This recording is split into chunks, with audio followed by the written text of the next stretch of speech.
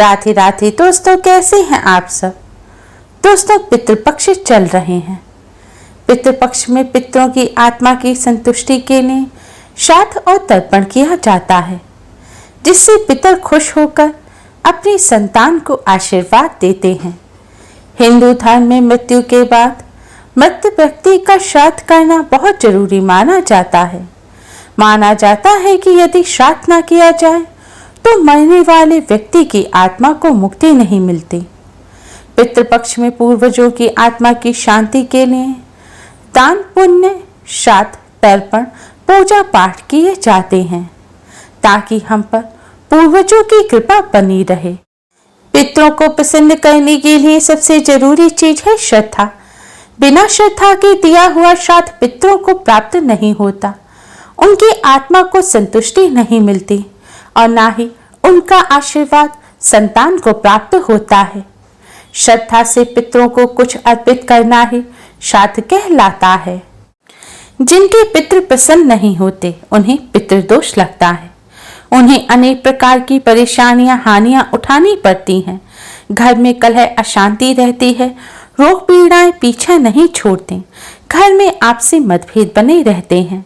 कार्यों में अनेक प्रकार की बाधाएं उत्पन्न होती हैं। इसके साथ ही अकाल मृत्यु का भय बना रहता है। संकट, अनहोनियां, अमंगल की आशंका बनी रहती है। संतान की प्राप्ति में विलंब होता है। घर में धन का अभाव भी रहता है। साथ ही अनेक प्रकार के महादुखों का सामना करना पड़ता है।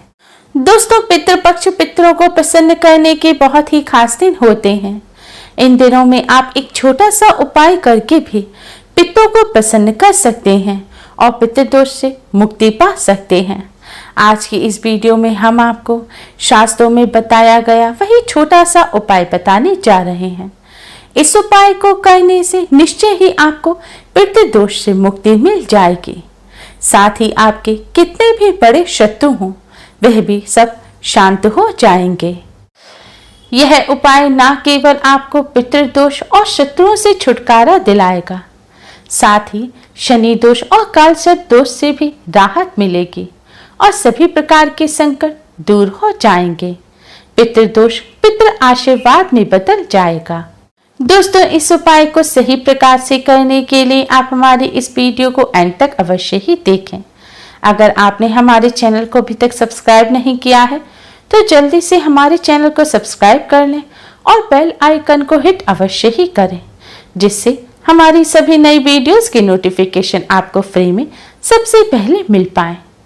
तो आइए दोस्तों, जानते हैं इस उपाय के बारे में। वैसे तो इस उपाय को आप पितृपक्ष में किसी भी दिन कर सकते हैं, लेकिन पितृपक्ष के शुक्रवार, शनिवार और अमावस्या के दिन इस उपाय को अवश्य ही करना चाहिए। उपाय करने के लिए स्नान करके स्वच्छ वस्त्र धारण करें। इसके बाद आप अपनी रसोई घर की सफाई करें। फिर आप स्वच्छ जल से आटा मढ़ें। आटा आपको बिना नमक मिर्च का मढ़ना है। बिल्कुल आपको प्लेन आटा मढ़ना है। आटा मढ़ने के बाद आप सबसे पहले रोटियां बनाएं। दोस्तों, हमेशा भोजन बनाते समय पहली रोटी गौ माता के लिए बनानी चाहिए। गौ माता के लिए रोटी बनाने के बाद ही आप परिवार के सभी सदस्यों के लिए रोटी बनाएं। जब परिवार के सभी सदस्यों की रोटी बन जाए तब अंत में आप मोटी लोई लें।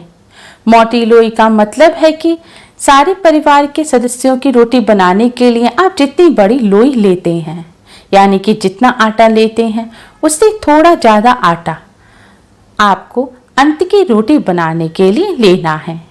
आटा लेने के बाद आप आटे में थोड़ी सी शक्कर रखें। जैसे पराठे, आलू के पराठे या कचौरी बनाते समय फिलिंग भरी जाती है, उसी तरह आपको आटे में 1 चम्मच शक्कर रखनी है और फिर इसकी रोटी बेलकर एक मोटी रोटी सेकनी है। जब ये मीठी रोटी तैयार हो जाए तब आप इस रोटी को एक प्लेट में रख लें और इस रोटी के ऊपर आप सरसों का तेल लगा दें। अब इस प्लेट को अपने मंदिर के सामने ले जाकर खड़े हो जाएं और भगवान श्री गणेश, भगवान विष्णु, माँ लक्ष्मी जी और पितृदेव को प्रणाम करें और सभी कष्टों और संकटों को दूर करने की प्रार्थना करें। शनिदेव को प्रणाम करें और शनि दोष को दूर करने की प्रार्थना करें। पितरों से जाने अनजाने में की गई अपनी सभी गलतियों की क्षमा मांगें और पितृ दोष को दूर करने की भी प्रार्थना करें और यमदेव को प्रणाम करें। यमदेव को प्रणाम करने के पश्चात अब आप इस रोटी को ले जाकर किसी काले रंग के कुत्ते को खिला दें। अगर काले रंग का कुत्ता ना मिले तो आप किसी भी और कुत्ते को भी इस रोटी को खिला सकते हैं। दोस्तों, शास्त्रों में बताया गया है कि श्राद्ध पक्ष के दौरान पितृ पशु पक्षी के माध्यम से हमारे करीब आते हैं। मान्यता है कि पितरों तक भोजन पहुंचाने के लिए चींटी, कौवे, स्वान, गाय व देव को भोजन कराया जाता है। यह भी मान्यता है कि यह पांचों पंच तत्व के भी प्रतीक हैं। स्वान को जल तत्व का प्रतीक माना जाता है, चींटी को अग्नि तत्व का, कौवे को वायु तत्व का, गाय को पृथ्वी तत्व का और देवताओं को आकाश का प्रतीक माना जाता है। इसलिए पितरों का श्राद्ध करते समय हम पांचों को आहार देकर पंच तत्वों के प्रति आभार प्रकट करते हैं। पंचबली का एक भाग स्वान को खिलाया जाता है। दोस्तों, स्वान को यमराज का पशु माना जाता है। माना जाता है कि यमराज के अपने 2 स्वान हैं जिनका नाम श्याम और सबल है। इसलिए श्राद्ध पक्ष में स्वान को भोजन कराने से यमराज प्रसन्न होते हैं। शिव पुराण में बताया गया है कि श्राद्ध पक्ष के दौरान स्वान को भोजन देते हुए कहना चाहिए कि यमराज के मार्ग का अनुसरण करने वाले श्याम व सबल नाम के 2 स्वान हैं। मैं उनके लिए यह भोजन का भाग देता हूँ। वे इस बलि को ग्रहण करें। इसे कुकर बलि भी कहा जाता है। इसलिए आप भी स्वान को भोजन कराते समय यह बात अवश्य ही बोलें कि यमराज के मार्ग का अनुसरण करने वाले श्याम व सबल नाम के 2 स्वान हैं।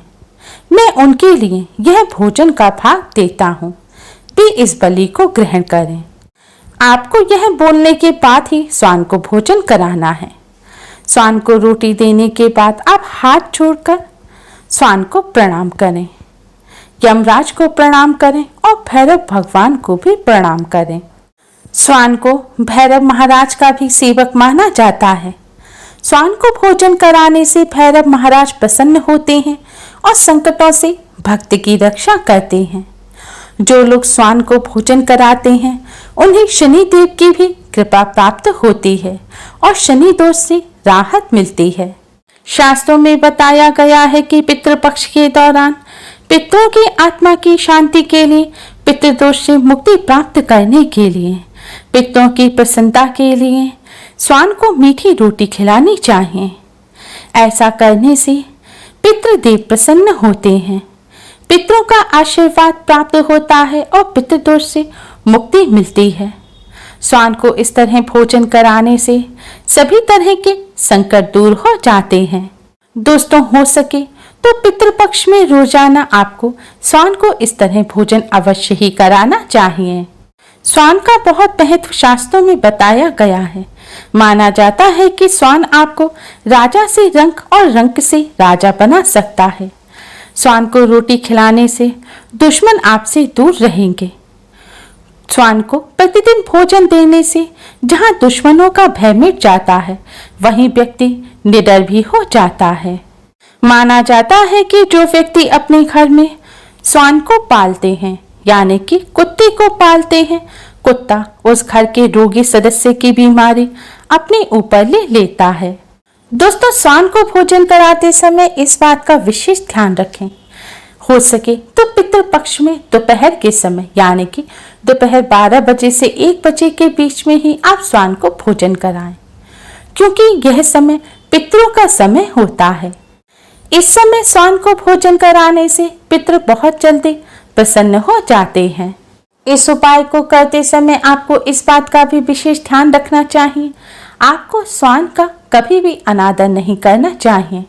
जैसे कुछ लोग होते हैं जो रास्ता चलते कुत्तों के ऊपर पत्थर फेंकते हैं, या फिर अपने घर में कुत्ते पालते तो हैं लेकिन उन्हें लात से मारते हैं। ऐसा भूलकर भी नहीं करना चाहिए। जो व्यक्ति ऐसा करता है उससे यमराज और भैरव महाराज नाराज हो जाते हैं।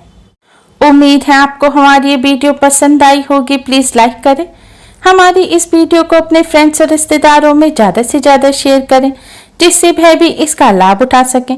हमारी और भी वीडियोस के लिए हमारे चैनल को सब्सक्राइब करना ना भूलें। Thanks for watching. Radhe Radhe.